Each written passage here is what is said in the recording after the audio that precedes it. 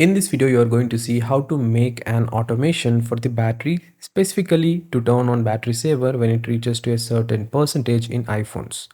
You can create a lot of automations for different things, and I'm showing you the battery saver one for now. Follow the steps without skipping this video so you don't encounter any errors while doing this. First, search for the shortcuts app and select it. After opening the app, this is how the interface looks. Here at the bottom, choose the automation option.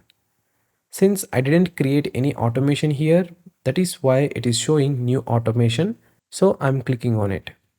If you have already created some, the list will appear here. After clicking on create automation, scroll down and choose battery level. Click on it to customize the battery percentage like this. After that, don't forget to choose the option run immediately at the bottom. Then click next at the top right side.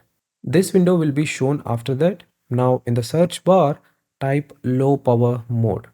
Select this option, then click done at the top right side. And that's it. Now you have created the automation to turn on battery saver when it reaches to 30% in your iPhone. If you want to create more automations, click on the plus icon on the top right side and follow the same steps.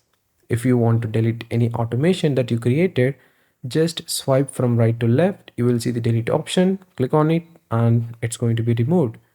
And that's it guys. This is how you can create a lot of automations on your iPhone mobile. Before leaving this video, don't forget to like and share this video to the fellow iPhone users. And also, if you're watching this video very first time on this channel, myself Rajshekhar, you're watching Tech Bunny. Don't forget to click the subscribe button and the bell icon to the side of it to get notifications whenever I post a new video on this channel.